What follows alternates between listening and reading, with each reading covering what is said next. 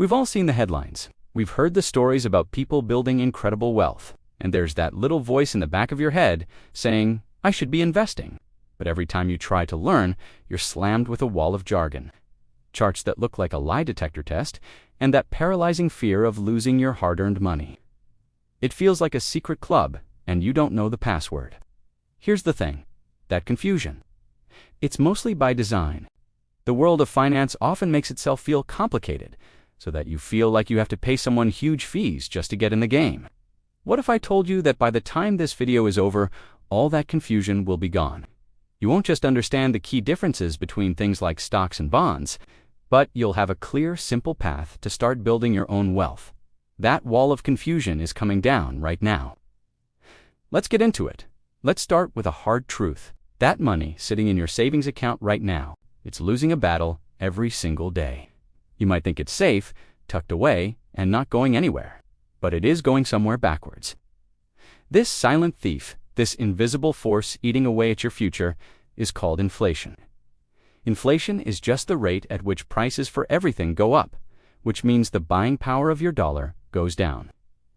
Think about it. Remember when a movie ticket was $5, or when you could get a full meal for less than $10. What costs you $10 today will cost you $12, then $15, then $20 down the road. Now, that money in your savings account might be earning a little interest.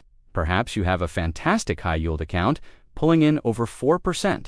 But if inflation is running at 3% or 4%, you're effectively breaking even or even losing a bit of your money's value. Every single year without doing a thing. It sounds crazy, but saving all of your money in cash is often a losing long-term strategy. It feels safe, but it's one of the riskiest things you can do for your financial future. This isn't a small deal. This is the difference between a comfortable retirement and working well into your golden years. It's the gap between financial freedom and financial anxiety. Keeping all your money in cash is a guaranteed way to lose buying power. This is the problem. Your money is in a slow-motion fire, and a savings account is like trying to put it out with a water pistol. Investing is the fire hose. It's the most powerful tool you have to not only fight back against inflation, but to build real wealth that grows far beyond your paycheck. So, the real question isn't if you should invest. The question is how. And that's exactly what we're going to demystify, step by step. Before we get into the what of investing stocks, bonds, and all that we need to lock in the why. And the single biggest why is a concept so powerful, Albert Einstein supposedly called it the eighth wonder of the world. Compound growth. Compound growth, or compound interest, is just the process where your investment returns start earning their own returns. It's your money making money. Think of it like a snowball rolling down a hill. It starts tiny, but as it rolls, it picks up more snow, getting bigger and bigger. And the bigger it gets, the faster it grows. Let me give you a clearer example. Imagine you plant a tree. The first year, it's just a little sapling. The next year, it grows a few branches. Now, it's not just the trunk getting taller. Those new branches are sprouting their own leaves and smaller branches. Fast forward 20 years, and you don't have a tall stick. You have a massive, sprawling tree. That's what compounding does for your money. And this is where it gets mind-blowing. Let's look at two friends, Anna and Ben. Anna starts investing at age 25. She puts just $300 into her account every month. She does this for 10 years, and then, at age 35, she stops. Completely. She never adds another dime. She's invested a total of $36,000. She just lets that money sit and grow. Now, here's Ben. He waits. He doesn't start until he's 35, the exact age Anna stopped. But Ben is serious. He invests $300 every single month from age 35 all the way to 65. That's 30 straight years. He invested a total of $108,000, 3 times more than Anna. They both retire at 65. Who has more money? It's not even close. Anna, who started early and only invested for 10 years, ends up with around $1.1 million. Ben, who invested for 30 years and put in 3 times as much cash, ends up with about $540,000. Anna has more than double Ben's money, even though she invested way less. How is that possible? It's the magic of that 10-year head start. Her money had an extra decade to compound for the branches to grow their own branches. Of course, these numbers are a hypothetical example using a 9% average annual return, which is close to the historical stock market average. Nothing in investing is guaranteed, but it paints a crystal clear picture of the power of time. Time is your most valuable asset. This is why the biggest mistake in investing isn't picking the wrong stock. It's waiting too long to get started. You can't get that time back. So, the why is twofold. Defensively, you invest to protect your money from being eaten by inflation. And offensively, you invest to build real wealth, thanks to the incredible power of compounding. Okay, you're on board. You get the why. Now for the part that trips everyone up. The what? What are you actually buying? The two main building blocks of investing are stocks and bonds. Let's start with the famous one, stocks. So, what is a stock? Simply put, a stock is a small piece of ownership in a company. When you buy a stock, you're not just buying a ticker symbol on a screen. You're buying a share of that company. You become a part owner or a shareholder. Imagine your favorite local pizza shop. The owner wants to expand and open new locations, but they need cash. So, they divide the entire business into 1,000 equal slices, or shares. They keep 500 for themselves and sell the other 500 to the public.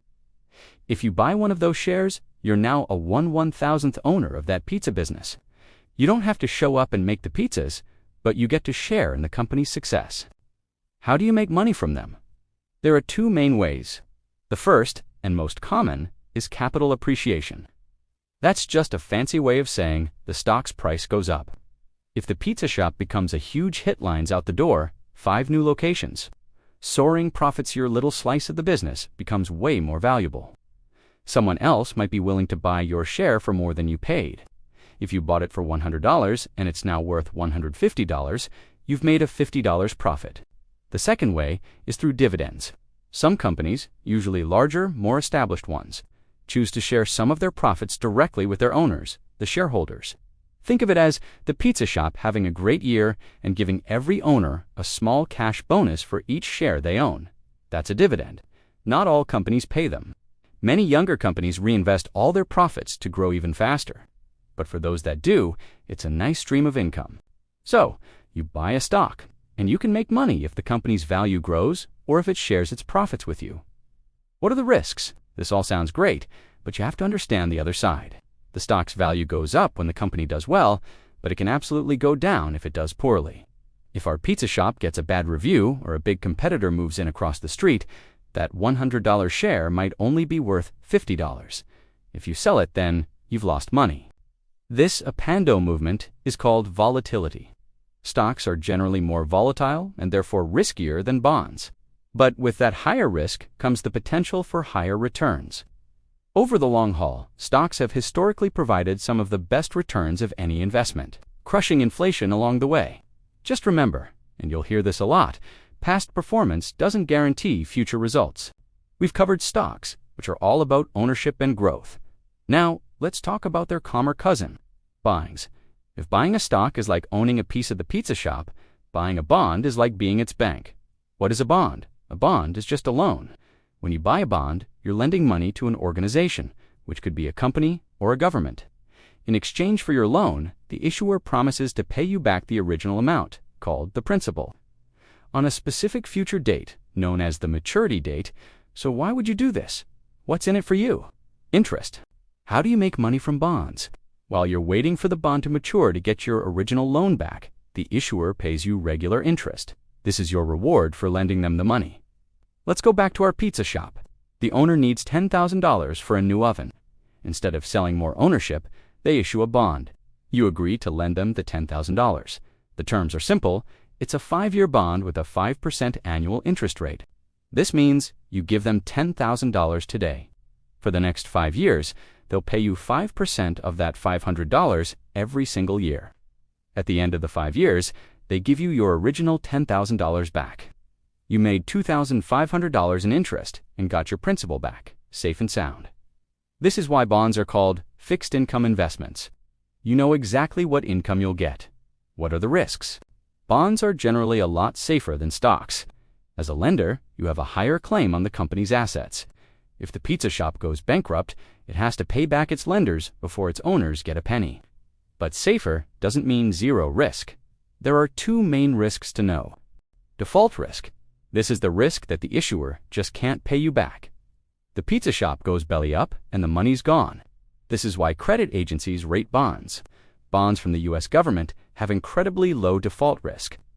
Bonds from a struggling company have a much higher risk, but they have to offer much higher interest rates to convince you to take that chance. Interest rate risk. This one's a little trickier. If interest rates in the wider economy change, the market value of your bond can change too. Let's say you bought that 5% bond. A year later, new bonds are being issued that pay 7%. Suddenly, your 5% bond isn't so hot. The price someone would pay you for it on the open market would drop. But if interest rates fall to 3%, your 5% bond looks amazing, and its market price would go up. For most people who just hold their bonds to maturity, this isn't a huge deal. So let's put it all together. Stocks are for growth. They're about ownership with higher potential returns and higher risk. They're the engine of your portfolio. Bonds are for stability. They're about loaning money with lower, more predictable returns. They're the shock absorbers. A smart investment plan for most people involves a mix of both, so you get stocks and bonds. The next logical question is, okay, which stock should I buy? Apple, Tesla, the pizza shop. This is where people get paralyzed, and for good reason. Picking individual stocks is brutally difficult. Doing it right means researching companies, reading financial reports, and basically trying to predict the future. T's a full-time job, and even the pros get it wrong constantly. If you put all your money into one company, you're taking a massive gamble. If it fails, you lose everything. This brings us to maybe the most important rule in investing: diversification. You know the old saying, don't put all your eggs in one basket? That's it. That's diversification. In investing, it means spreading your money across many different investments to lower your risk. If one company does poorly, it's just a small part of your portfolio, and its losses can be balanced out by gains elsewhere. But how can a regular person with, say, $500 actually diversify? You can't buy dozens of different stocks with that. This is where two of the best inventions in finance come in: mutual funds and exchange-traded funds. For most people, these are the perfect solution. What are they? At their core, ETFs and mutual funds are giant pools of money from thousands of investors. A professional manager takes that money and buys a ready-made, diversified collection of stocks, bonds, or both. Instead of you trying to buy hundreds of individual things, you can buy one share of an ETF or mutual fund, and you instantly own a tiny piece of everything inside it. Think of it like an investment bento box. You could buy rice, fish, and vegetables to make your own sushi. Or you could just buy a pre-made bento box with a little bit of everything. ETFs and mutual funds are the bento boxes of investing. They give you instant diversification, ETFs versus mutual funds. What's the difference? They do a similar job, but there are a few key differences. Trading. ETFs trade like stocks. You can buy and sell them on an exchange all day long, and their prices change by the minute. Mutual funds only trade once per day after the market closes. Management and fees. Most ETFs are passively managed. This means they're built to simply track a market index like the S&P 500, ASP. 500 ETF doesn't try to beat the market. It just tries to be the market by holding those 500 stocks. Because a computer can do this, the fees are incredibly low. Many mutual funds are actively managed, meaning a human is trying to beat the market. This sounds great, but decades of data show most active managers fail to do this over the long run, especially after you factor in their much higher fees. This is why, for most of us, low-cost, passive index funds and ETFs are the way to go. Minimums. Mutual funds can have high investment minimums, like $1,000 or more. With ETFs, you can often buy just one share. And with fractional shares now available on most platforms, you can even start with a few dollars. Step 4. Open the account. This used to be a pain. Now, it takes about 10 minutes online. You'll choose a brokerage firm. Big beginner-friendly names in the US include Fidelity, Charles Schwab, and Vanguard. There are also great app-based brokers like Robinhood. The process is simple. Go to their website or download their app. Click Open an account. Enter your info. Link your bank account to transfer money. That's it. You're ready to go. Step 5. Pick your investments and buy. This is the final step, and we've already prepped for it. You don't need to overthink this. Remember ETFs and index funds. That's your move. For a first investment, a fantastic choice is a broad, low-cost index fund ETF. For example, a total U.S. stock market ETF. You own a piece of almost every public company in America. Ultimate diversification. An S&P 500 ETF, you own a piece of 500 of the biggest, most stable U.S. companies. A target date fund. This is an all-in-one fund. You pick one with the year closest to your retirement. It automatically adjusts its risk level as you get older. Once you pick one, you just type in its ticker symbol, enter the dollar amount you want to invest, and click Buy. Congratulations! You are officially an investor. You've made it. You have the why, what, and how. Before we finish, I want to leave you with a couple of key concepts, and more importantly, the right mindset. Investing is as much about psychology as it is about numbers. Concept 1. Dollar cost averaging versus lump sum. You might be thinking, I have $5,000 saved up. Do I invest it all at once or a little at a time? This is the classic lump sum versus dollar cost averaging debate. Lump sum is putting it all in at once. Dollar cost averaging is investing a fixed amount on a regular schedule, no matter what the market is doing. If you have a 401, you're already doing this. So, which is better? Historically, data shows lump sum investing wins about 2/3 of the time, simply because markets tend to go up. The sooner your money is in, the more time it has to grow. However, DCA has a massive psychological advantage. It takes emotion out of the equation and eliminates the fear of investing right before a big crash. It smooths out your purchase price over time. My advice, don't let this decision paralyze you. The most important thing is to get started.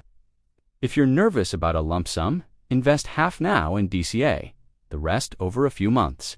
The key is to not sit on the sidelines in cash. Concept 2. The unbeatable mindset. Time in the market, not timing the market, not timing the market. Burn this phrase into your brain. Time in the market beats timing the market. Countless people have wrecked their investments by trying to be clever. They sell when they think a crash is coming and try to jump back in at the bottom. Nobody can do this consistently. It's a fool's game. Often, the market's best days happen right after its worst days. If you're on the sidelines, you miss the rebound and just lock in your losses. Your strategy is beautifully simple. Buy and hold. Automate your investments. Keep buying consistently through good times and bad. When the market is down, just tell yourself, stocks are on sale.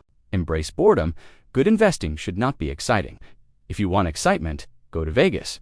Your portfolio is a tool for building a secure future, not a slot machine. Set it, automate it, and let it do its work for decades. If you've made it this far, that wall of confusion should be starting to crumble. If you're finding this helpful and feeling more confident already, do me a quick favor and hit that like button. It tells YouTube that this is a valuable guide and helps more people who are feeling just as lost as you were find it.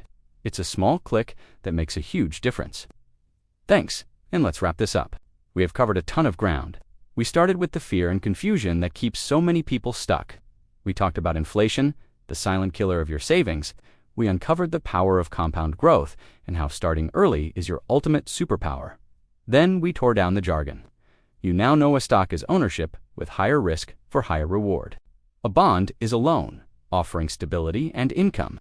And most importantly, you know about ETFs and index funds, your ticket to instant diversification and a proven low-stress way to invest. Finally, we walked through the exact 5 steps to go from zero to invested. Set your goals, know your risk tolerance, choose an account, open it, and buy your first fund. The world of investing isn't as complicated as it seems. You don't need to be a Wall Street genius. You just need a plan, discipline, and the patience to let time and compounding do their magic. Your journey to financial freedom doesn't start with $1 million. It starts with your first dollar. It starts today.